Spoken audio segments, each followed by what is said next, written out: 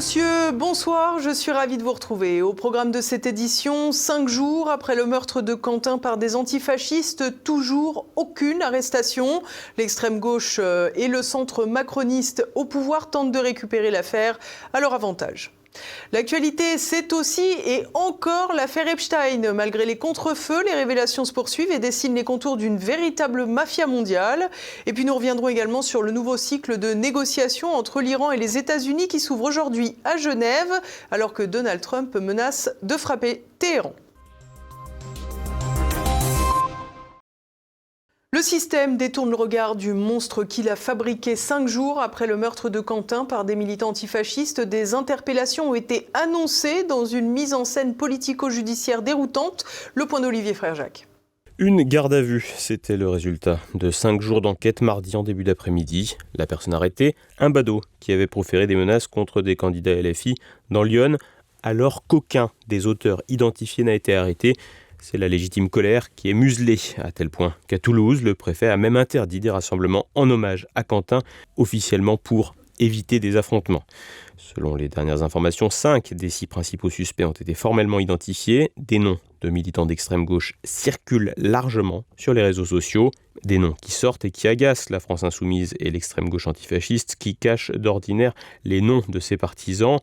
Désormais, les réseaux sociaux permettent de rapidement pointer du doigt ceux qui, hier, donnaient les noms de leurs adversaires politiques ou faisaient pression sur leurs employeurs. Arroseur arrosé, le groupe Les Corsaires, créé pour riposter face aux Sleeping Giants, partage ainsi les visages des assassins sur les réseaux sociaux et interpelle leurs employeurs. L'afflux massif d'informations contribue néanmoins à une certaine confusion et il convient de bien vérifier les nouveaux éléments qui apparaissent d'heure en heure. L'attaque des antifascistes a été qualifiée d'homicide volontaire par le procureur de Lyon, Thierry Dran. L'enquête s'appuie sur des prélèvements ADN, l'exploitation de la téléphonie et des images de vidéosurveillance. L'absence d'interpellation est justifiée par les autorités par une volonté d'établir précisément le degré de responsabilité pour éviter toute faille procédurale dans le dossier hautement sensible. Le procureur a ouvert une enquête parallèle pour violence aggravée en réunion avec usage d'armes et dissimulation de visage ainsi que pour association de malfaiteurs. Côté politique, une minute de silence a été observée dans l'hémicycle avec une seule personne s'y opposant, le député Lyot Paul Molac, qui avait revêtu pour l'occasion un costume de carnaval. Je trouve qu'on fait beaucoup de choses sans... moi, je ne sais pas exactement ce que le procureur dira de cette affaire.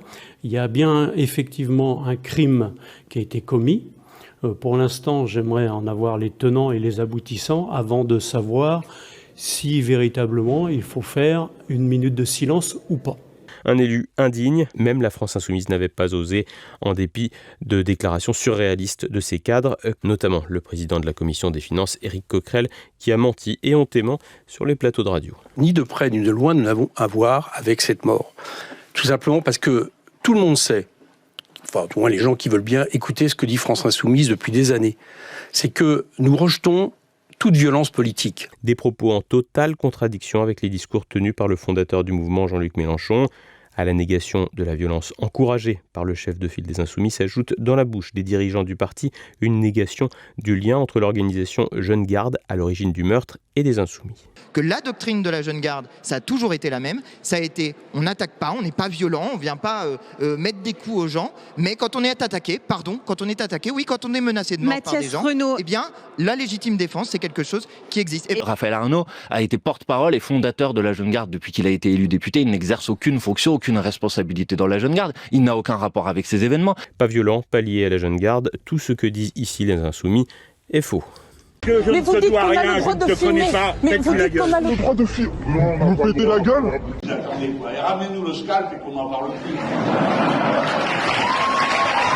Il dit, eh bien, nous allons dissoudre la Jeune Garde, qui est une organisation liée au mouvement insoumis. Le reste de la gauche observe avec une certaine distance, se frottant les mains de l'affaiblissement possible des Insoumis. Le centre macroniste, lui, espère saisir l'occasion pour jouer la carte du parti de l'ordre. Gérald Darmanin, garde des Sceaux, qui pendant 4 ans à l'intérieur n'a pas été capable de mettre fin aux agissements de la Jeune Garde, se cantonnant à interdire des groupes nationalistes et identitaires, récupère désormais l'affaire pour se mettre en évidence, dénonçant une brutalisation de la vie politique, lui qui a appartenu au gouvernement qui a mutilé les Gilets jaunes. Si je voudrais souligner l'unanimité politique, quasiment l'unanimité politique. Il y a de la brutalisation quand on dit que la police tue, alors que 10 à 15 policiers et gendarmes meurent par an. Quant au chef de file des macronistes, Gabriel Attal, il tente d'exister dans la séquence en ressortant une vidéo de 2024 d'une altercation verbale ridicule avec Raphaël Arnaud. Tous ceux qui carburent à la division, à la haine. Je combats tous ceux qui stigmatisent une partie de nos concitoyens en raison de leur origine, en raison de leur religion, en raison de leurs croyances. Pourquoi vous n'avez pas désigné lorsqu'il y a eu des violences de l'extrême droite ? Avec les discours que vous tenez, vous ne valez pas mieux que l'extrême droite. Vous ne valez pas mieux que l'extrême droite. Je dénonce tous les extrêmes. Je dénonce tous les extrêmes, tous ceux qui carburent à la haine, et vous en faites partie. Le chef Fayon du parti présidentiel estime ainsi avoir croisé le fer avec un antifa, oubliant qu'au second tour, il a appelé à voter pour LFI contre le RN. Mensonge à l'extrême gauche, mensonge au centre et discrétion à droite. Si certains élus comme Marion Maréchal ou Éric Zemmour ou encore l'eurodéputé Romain Thionnet se sont mobilisés, le parti de Marine Le Pen demeure très prudent. Là où les insoumis défendent l'indéfendable, le RN fait l'extrême opposé et met à pied ceux qui travaillent pour lui et s'emporte sous le coup de la colère. Par peur de soutenir un militant nationaliste, le RN fait le service minimum au risque, à terme, d'agacer une base militante souvent plus droitière que l'appareil de parti. 5 jours après le meurtre, aucun élu ne s'indigne de la lenteur des autorités à faire arrêter les suspects. Une prudence extrême qui ne changera rien à l'hostilité d'une partie de la classe judiciaire à l'endroit de cette formation politique. L'affaire Epstein est passée au second plan et pourtant, elle n'en finit pas de livrer de nouvelles révélations. Après la réouverture d'une enquête en France, de nombreux éléments révèlent les imbrications entre influence, finance et crimes sexuels. De quoi peindre une véritable mafia. Le point tout de suite. La justice française a du pain sur la planche. C'est un peu comme procéder à une exhumation. Après que l'affaire Jean-Luc Brunel, sorte de rabatteur de mannequins pour Jeffrey Epstein, s'était éteinte il y a presque 4 ans avec le suicide surprenant de l'intéressé dans sa cellule de la prison de la Santé à Paris, le parquet de la capitale a décidé de rouvrir l'enquête. Une partie du dossier qui sera instruite en parallèle de l'enquête pour blanchiment de fraude fiscale dont est soupçonné Jack Lang, tout juste démissionnaire de la tête de l'Institut du monde arabe. Dans ce cadre, l'ancien ministre de la Justice a fait son discours d'adieu lundi, en présence de sa fille Caroline, également ciblée par l'enquête, alors même que des perquisitions étaient à l'œuvre dans les lieux. Et si cette affaire Lang pourrait ouvrir la question des malversations financières en tout genre autour de Jeffrey Epstein, ainsi que de potentiels faits beaucoup plus graves, elle ne doit pas pour autant empêcher de s'intéresser au fonctionnement général du réseau Epstein, dont les ramifications et les champs d'action ont tout à voir avec la mafia. En effet, le milliardaire pédophile côtoyait le gratin mondial en imbriquant stars de cinéma, personnalités médiatico-politiques de premier plan et acteurs financiers importants. Parmi les individus largement présents dans les documents publiés par le département de la justice américain, Ariane de Rothschild. Avec une fortune évaluée à plus de 5 milliards d'euros, la baronne et patronne du groupe Edmond Rothschild échangeait très régulièrement avec Jeffrey Epstein, y compris après sa condamnation pour pédophilie. Les courriels montrent une volonté de peser dans le débat public et même d'influencer les politiques. On remarquera d'ailleurs que les accusations d'ingérence n'ont jamais été évoquées à cette occasion, quand d'autres ont même voulu faire passer le scandale Epstein pour une opération de déstabilisation russe.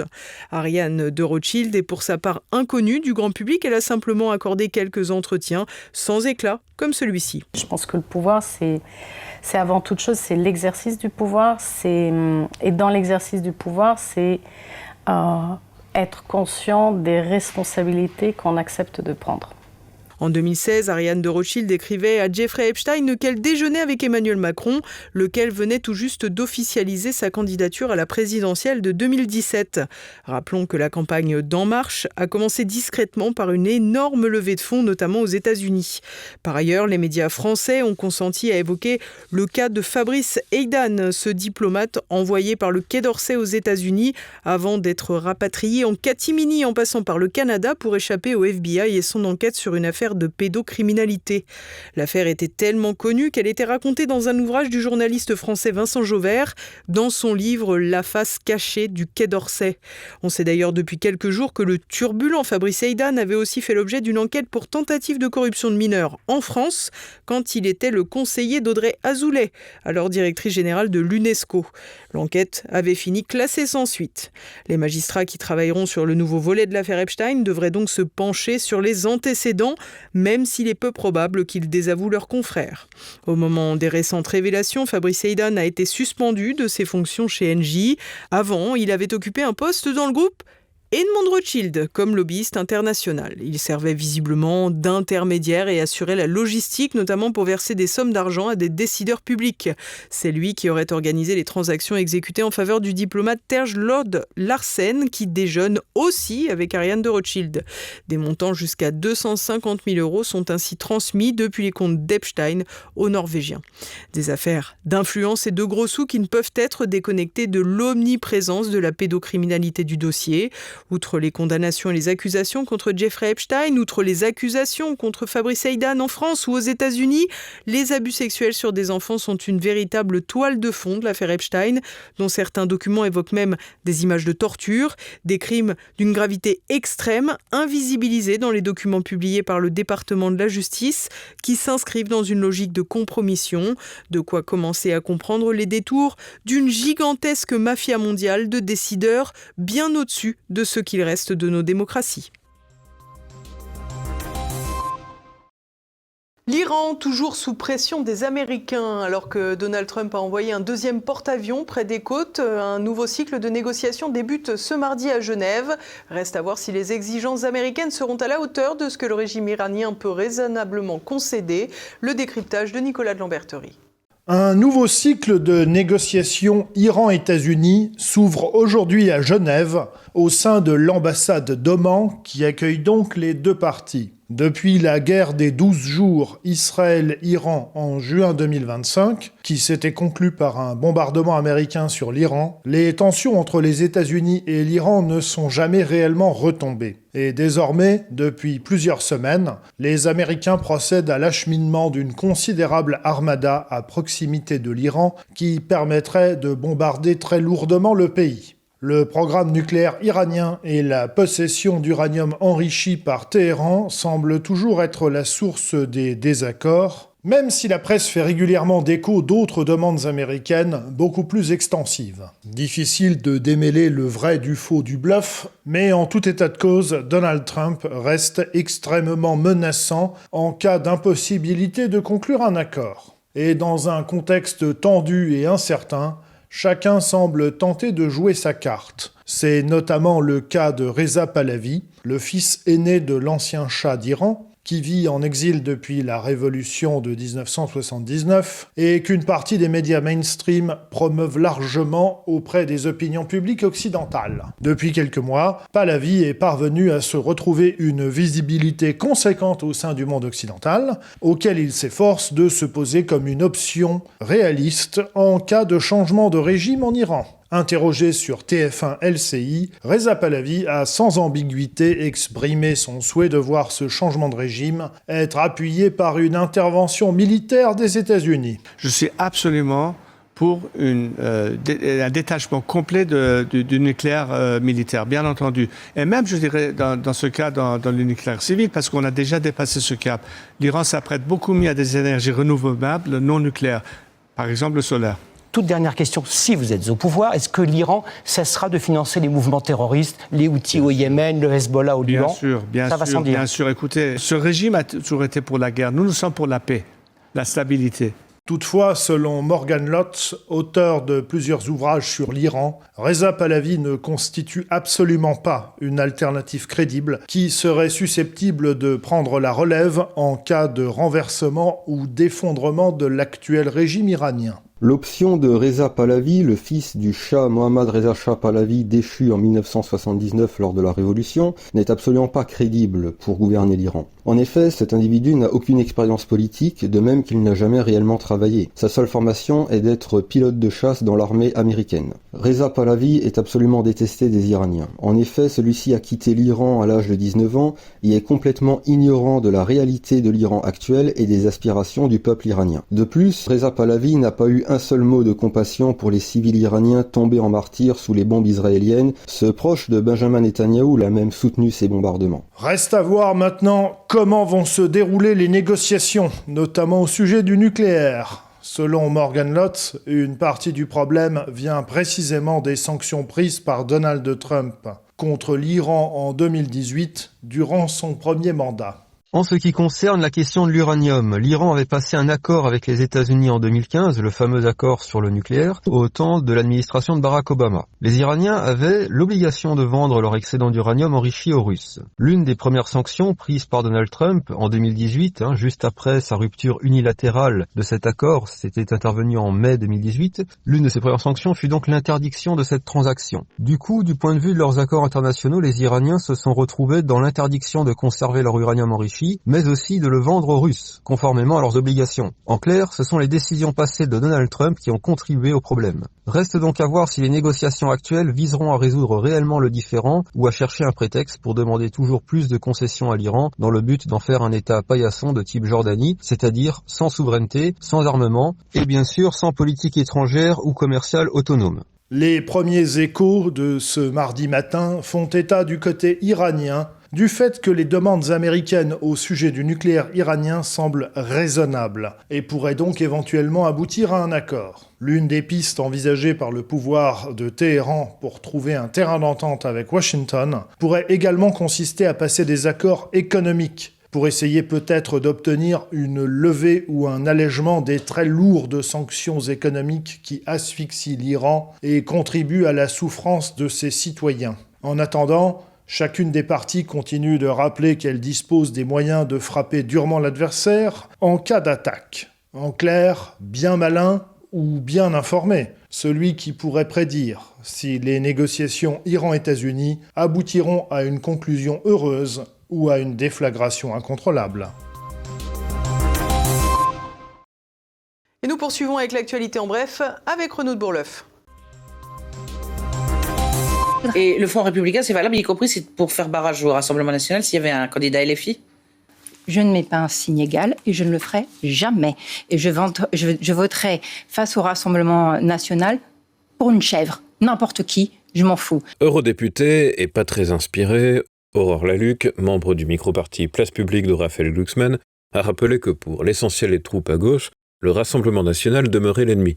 Les voyages en Israël n'y auront rien fait, même les troupes anti-mélenchonistes de Glucksmann maintiendront le fameux barrage républicain. Dans le contexte politique tendu, et notamment avec la complicité du parti de Jean-Luc Mélenchon avec les criminels de l'organisation Jeune Garde, ces mots résonnent comme un avertissement pour ceux qui espèrent une éviction de LFI du fameux arc républicain. La piqûre mortelle de retour à l'Assemblée nationale. Hier lundi, les députés ont commencé la deuxième lecture de la proposition de loi sur l'euthanasie et le suicide assisté. Le Sénat n'ayant adopté aucun texte, c'est donc la version de l'Assemblée nationale qui fait l'objet d'un nouveau débat et d'un nouveau vote. Le texte laisse la porte grande ouverte à la mort programmée. Lundi soir, une manifestation a eu lieu près du Palais Bourbon, à l'appel notamment de la Fondation Jérôme Lejeune et des AFC.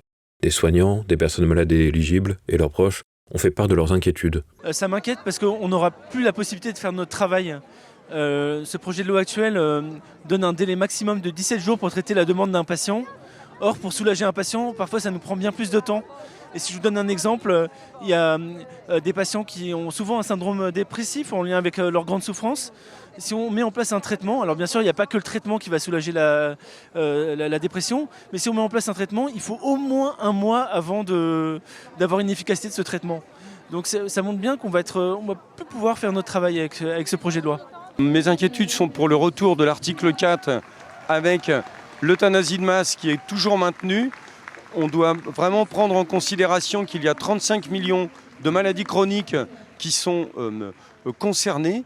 Mais ce qui m'a particulièrement choqué, c'est un amendement proposé hier par une députée républicaine, de mémoire c'est l'amendement AS700, sur la proposition de refuser que les euthanasies soient pratiquées dans des établissements privés. Nous avons un député socialiste, rapporteur général de la commission des affaires sociales, qui a refusé et qui préfère que les établissements privés à but lucratif puissent pratiquer l'euthanasie dans le cadre de l'égalité des soins. Cela veut dire que le business de la mort va s'installer Cela veut dire que l'on aura à terme, comme aux Pays-Bas, un jour, des équipes mobiles qui se déplaceront d'établissement en établissement. Et moi, en tant qu'infirmier, avec mon chef d'établissement, on sera obligé d'accepter la présence d'équipes mobiles qui viendront pratiquer l'euthanasie sur nos patients parce que ce sera un business. Ce texte qui arrive en deuxième lecture dans l'hémicycle cette semaine, c'est le texte le plus permissif au monde. Et ce qui est extrêmement inquiétant, c'est que toutes les directives relatives à la protection des personnes présumées vulnérables et donc protégées juridiquement ont été retirées. Ça veut dire quoi? Ça veut dire qu'une personne handicapée qui est protégée par la tutelle, pour la décision de la mort provoquée, elle sera laissée seule avec les directives anticipées face à la décision de la mort provoquée, sans la protection du juge et sans la protection renforcée de la tutelle. On a fait un sondage avec la Fondapol qui montre que les Français en général, pas seulement nous qui militons ici, les Français sont très inquiets des dérives. De fait, au Québec actuellement, il y a 8% des morts qui sont dus à l'euthanasie, enfin l'aide à mourir. Si on extrapole ça à la France, on arrive à peu près à 50 000 morts dès que la loi sera votée. Donc c'est colossal, ce qui veut dire que pratiquement on aura tous, nous tous les Français, des proches ou de la famille qui mourront de cette manière-là, ce qui est évidemment une autre façon de faire son deuil. Ça change tout à la manière d'aborder la mort et surtout comment est-ce qu'on vit après, une fois que la personne est décédée de cette façon-là, brutale et violente. La justice politique a eu le dernier mot dans l'affaire Fillon. Selon une information dévoilée lundi par l'AFP, l'ancien Premier ministre a renoncé début janvier à son pourvoi en cassation. Sa condamnation en juin dernier par la Cour d'appel de Paris à 4 ans de prison avec sursis, 375 000 € d'amende et 5 ans d'inéligibilité pour emploi fictif de son épouse est donc devenue définitive. Si François Fillon espérait prendre sa revanche en 2027 après la campagne judiciaire et médiatique effectuée contre lui en 2017, c'est raté. Prochain épisode dans le feuilleton, le verdict sur la participation de Marine Le Pen à la prochaine élection présidentielle. Une décision là aussi entre les mains de la Cour d'appel de Paris, qui rendra sa décision le 7 juillet. La France, Eldorado des trafiquants de drogue. Selon des chiffres dévoilés mardi par le ministère de l'Intérieur, la quantité de cocaïne saisie en 2025 a atteint un record. 81 tonnes, près du quadruple par rapport à 2023. Chaque année depuis 2020, les autorités constatent une augmentation du nombre de saisies. Notons que plus de la moitié des saisies effectuées en 2025 a eu lieu dans les Antilles. Le ministre des Outre-mer, Naïma Mouchou, a annoncé un renforcement autour des ports et des aéroports dans les Antilles. Du côté polynésien, il n'y a eu que 2 tonnes de cocaïne saisies en 2025, mais déjà depuis le début de l'année 2026, plus de 12 tonnes ont été interceptées dans l'archipel polynésien. La France inondée, la tempête Nils a provoqué des crues exceptionnelles à l'ouest du pays. Depuis jeudi, près de 1600 personnes ont été évacuées de la Gironde et du Lot-et-Garonne. La ville de Cadillac, en Gironde, a été particulièrement affectée. On est rarement inondé au niveau du restaurant, on est toujours inondé en bas au niveau des garages. Mais là, c'est une crue exceptionnelle parce que c'est la première fois que ça monte si haut. Voilà, on est vraiment au ras du restaurant et c'est la première fois. C'est vraiment la crue du siècle, comme ils disent. Toute la nuit, je suis resté là à regarder la hauteur par rapport à la marche. On a déjà tout monté, les meubles, et on attend. Ça a baissé un tout petit peu, j'ai l'impression. Mais c'est long. La décrue nous s'annonce longue, et puis c'est vrai que d'être isolé comme ça, c'est angoissant, quoi. Et surtout la nuit, on ne sait jamais ce qui peut se passer. Donc, le matin, on était réveillés par les sirènes, c'était impressionnant, quoi. On croyait en temps de guerre. Ouais, c'est très angoissant. D'autres territoires ont été touchés plus au nord de la France. Samedi et dimanche, la préfecture du Maine-et-Loire a demandé à environ 900 personnes de quitter leur domicile. Lundi, le département est passé en vigilance rouge crue. Ce mardi, la Gironde, le Lot-et-Garonne et le Maine-et-Loire ont été maintenus en vigilance rouge jusqu'à demain mercredi. 11 autres départements restent en vigilance orange, principalement dans l'ouest de la France. Il est rare que deux fleuves, en l'occurrence la Garonne et la Loire, soient en crue au même moment. Et nous continuons pour un rapide tour du monde. Nouveau soupçon dans la gigantesque affaire de corruption en Ukraine. Dimanche, l'ancien ministre de l'Énergie, German Galushenko, a été arrêté par l'Agence nationale anticorruption, le NABU, dans le cadre du scandale Midas, des centaines de millions d'euros détournés dans le secteur énergétique ukrainien. Selon les éléments déjà publiés, de nombreux dirigeants ukrainiens auraient mis en place un système de gigantesques pots de vin et de blanchiment d'argent autour des marchés publics énergétiques, un secteur particulièrement sensible en Ukraine puisque les infrastructures sont souvent la cible des frappes russes. La population découvre donc qu'une partie de l'argent public, au lieu d'être utilisé pour travailler sur la résistance des acheminements électriques, a été détournée pour de l'enrichissement personnel. Pour rappel, l'Union européenne vient de voter un nouveau prêt de 90 milliards d'euros à l'Ukraine, dont une partie contribuera au fonctionnement de l'État. La France déboursera quelques 17 milliards. Bruxelles cède face à Trump. L'Union européenne a annoncé sa participation à la réunion inaugurale du Conseil de paix initié par Donald Trump sans pour autant en devenir membre. Dubravka Šuica, commissaire à la Méditerranée, se rendra à Washington jeudi pour représenter l'UE lors de la session dédiée à Gaza. Le Conseil de paix, imaginé par Trump pour résoudre les conflits mondiaux, exige un versement d'1 milliard de dollars pour les membres permanents, ce qui suscite des critiques sur son modèle payant, comparé à une version mercantile du Conseil de sécurité de l'ONU. Bruxelles exprime des réserves sur son champ d'application, sa gouvernance et sa compatibilité avec la Charte des Nations Unies, mais se rendra tout de même à cette première sauterie diplomatique trumpienne. Entre déclassement et suivisme, l'UE semble plus que jamais subir le rythme imposé par le patron de la Maison-Blanche. Conseil de paix par-ci, vente d'armes par-là. Donald Trump a déclaré qu'il se prononcerait bientôt sur de nouvelles livraisons d'armes à Taïwan, un dossier sensible qui irrite Pékin. À bord d'Air Force One, en route pour une visite en Chine en avril, le président américain avait évoqué une bonne conversation avec Xi Jinping sur le sujet.